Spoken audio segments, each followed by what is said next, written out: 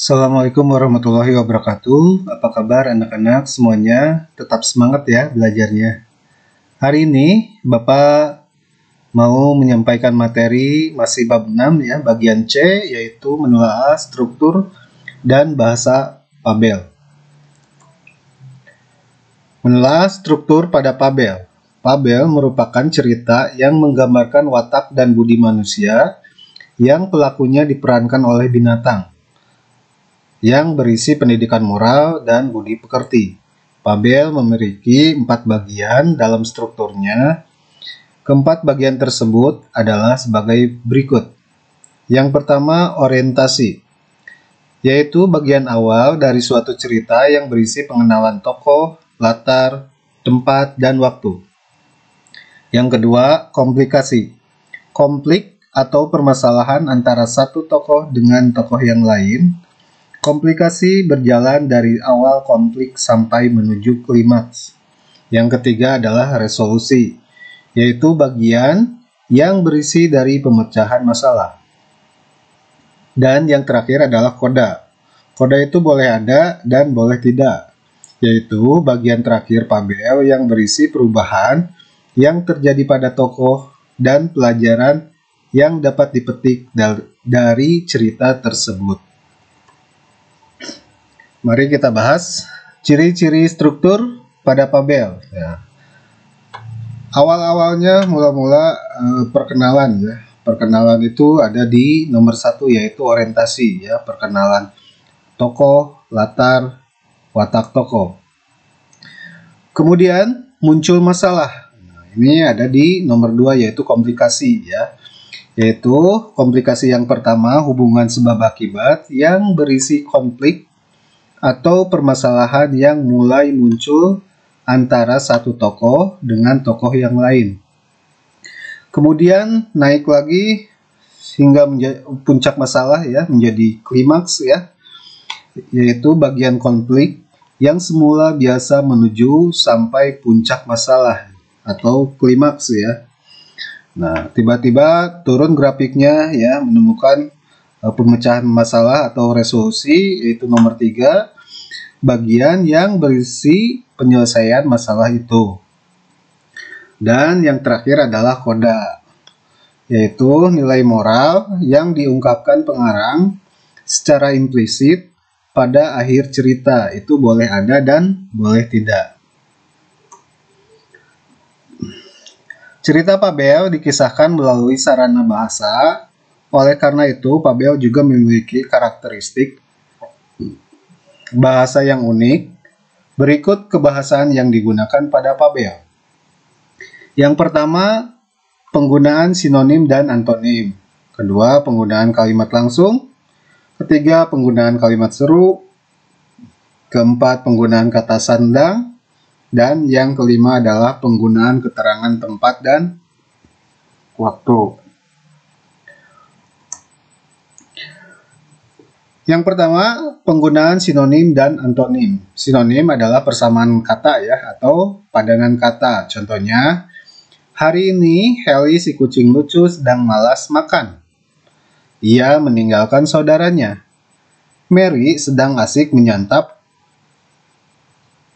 ikan tuna. Nah, ini kata makan ya, itu sama dengan menyantap ya, persamaannya makan adalah menyantap ya. Berikutnya antonim adalah menerangkan kembalikan makna suatu kata atau bisa disebut lawan kata ya. Contohnya, Ulu adalah katak yang sombong dan keras kepala, mempunyai teman belalang sembah yang rendah hati. Nah, ini sombong ya. Kata sombong dengan rendah hati itu adalah lawan kata ya, itu sombong adalah rendah hati lawan katanya. Berikutnya, penggunaan kalimat langsung. Kalimat langsung adalah sebuah kalimat yang merupakan hasil kutipan langsung dari pembicaraan seseorang yang sama persis seperti yang dikatakannya. Ciri kalimat langsung sebagai berikut. Yang pertama, kalimat langsung ditandai dengan tanda petik ya, seperti ini ya. Terus yang kedua, kalimat langsung diawali dengan huruf kapital. atau besar ya. Jadi di awal kalimatnya harus menggunakan huruf besar ya. Yang ketiga, kalimat langsung dan kalimat pengiring dipisah dengan tanda koma. Jadi setelah pengiring tanda koma baru kutip ya, kutip 2. Yang keempat, kalimat langsung yang berupa dialog berurutan harus menggunakan tanda baca titik 2 ya di depan kalimat langsung. Dan yang kelima adalah cara membaca pada kalimat langsung, intonasinya sedikit ditekan. Contoh, Ulu berkata, koma, tanda kutip 2, biarlah saya bernyanyi sendiri, titik, tanda kutip 2. Nah, itu adalah penggunaan kalimat langsung. Berikutnya, penggunaan kata seru. Tanda koma dipakai untuk memisahkan kata seru seperti oh, ya, wah, aduh, kasihan, dari kata lain yang terdapat di dalam kalimat.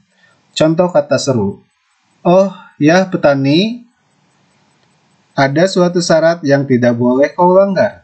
Jika nanti kita mempunyai anak, jangan pernah memberitahu bahwa dia keturunan ikan. Nah, itu adalah contoh kata seru.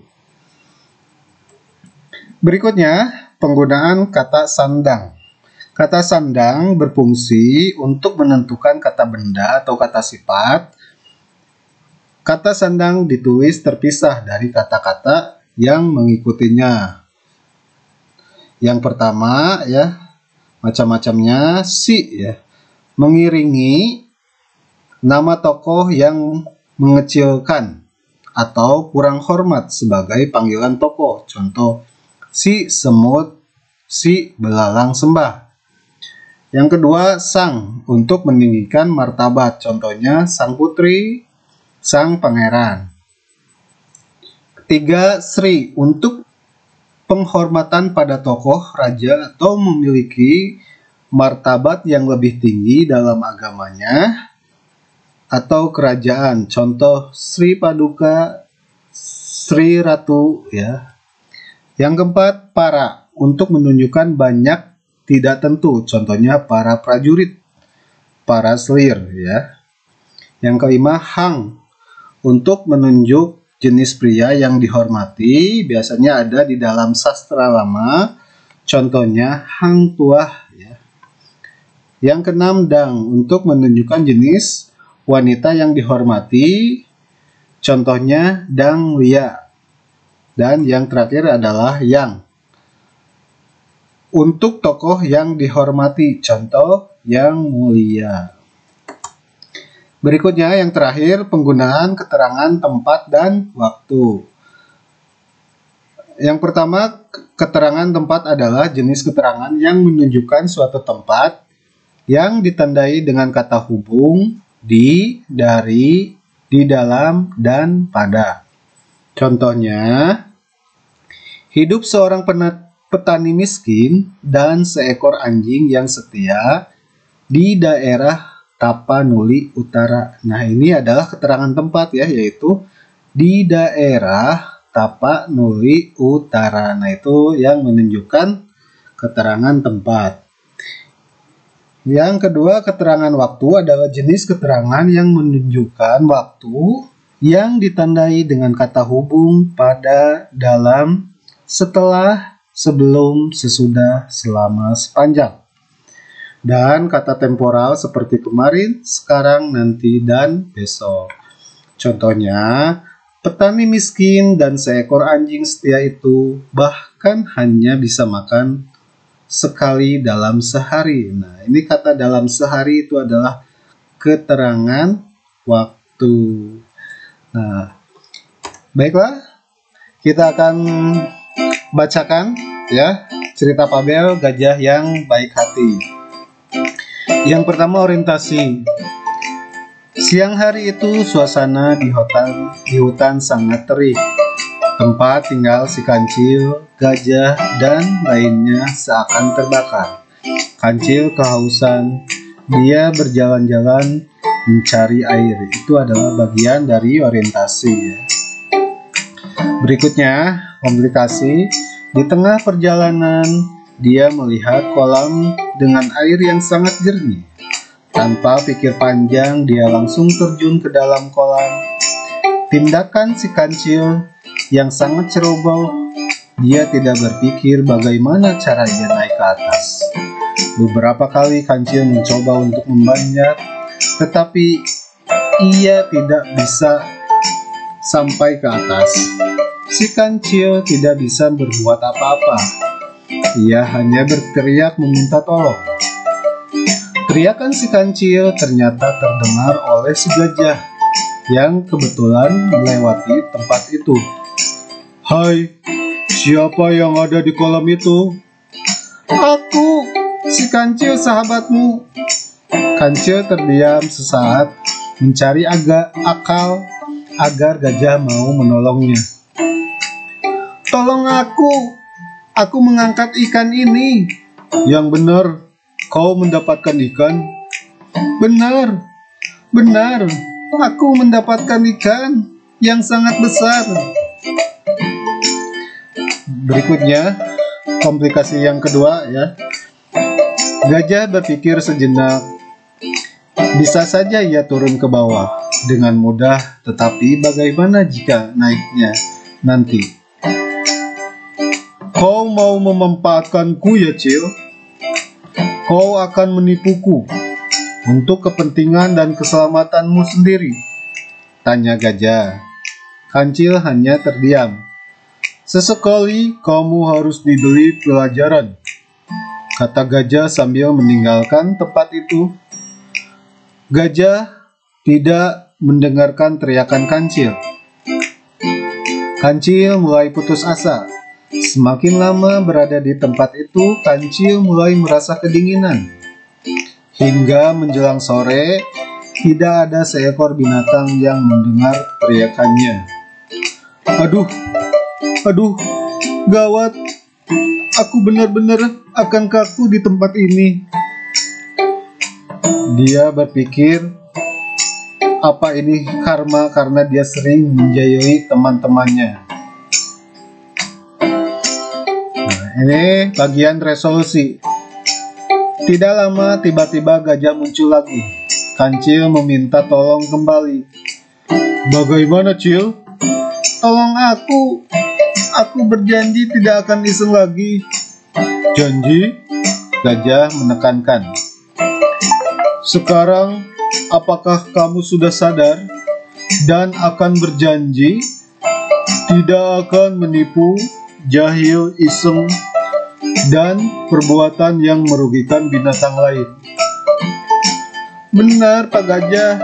Saya benar-benar berjanji." Gajah menjulurkan belalainya yang panjang untuk menangkap kancil dan mengangkatnya ke atas.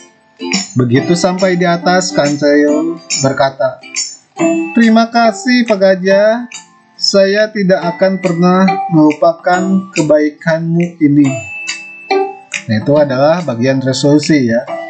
Selanjutnya, bagian koda. Sejak itu, kancil menjadi binatang yang sangat baik. Dia tidak lagi berbuat iseng seperti yang pernah ia lakukan kepada beruang dan binatang-binatang lainnya. Memang kita harus berhati-hati kalau bertindak.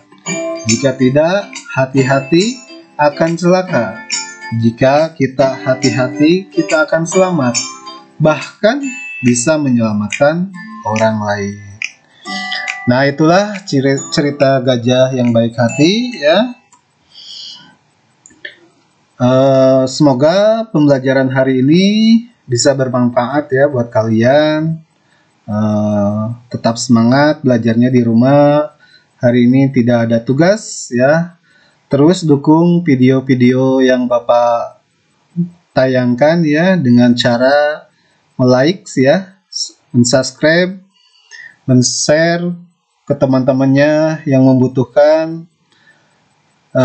Tugasnya hanya silakan kalian seperti minggu lalu ya, komentar di kolom komentar ya, sebutkan nama dan kelasnya. Terima kasih. Assalamualaikum warahmatullahi wabarakatuh.